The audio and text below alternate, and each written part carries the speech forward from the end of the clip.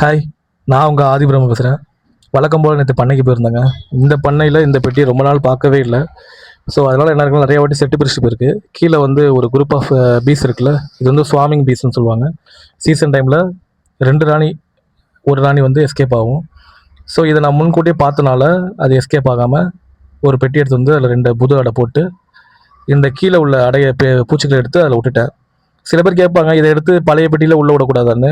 விடக்கூடாதுங்க. இதில் வந்து இந்த பூச்சிகள் மறுபடியும் உள்ளே போனாலும் செட் ஆகாது, பெட்டி செட் ஆகாது. ஏன்னா சில டைமில் இதில் ரெண்டு ராணி உருவாகிரும். ஸோ அதனால் நான் என்ன பண்ணேன்னா, இதில் இன்னொரு பெட்டியில் உருவாக்கி 1 கிலோமீட்டர் தள்ளிட்டு போய் வச்சுட்டேன். ஸோ இப்போ என்ன ஆகுனா, நேற்று வச்சேன், இன்றைக்கி வந்து பார்த்தா 2 பெட்டிலையும் 2 குயின் இருக்குது, ஒரு குயின் இருக்குது. ஸோ நமக்கு ஒரு புது கூடு உருவாகிருச்சு.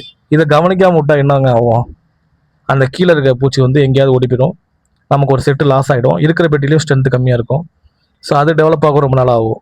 ஸோ நீங்கள் உங்கள் ரெகுலர் செக்கப் மூலியமாக மட்டும்தான் அந்த ஸ்வாமிங்கை தடுக்க முடியும். சீசன் டைமில் ஸ்வாமிங் வந்து அதிகமாக நடக்குங்க.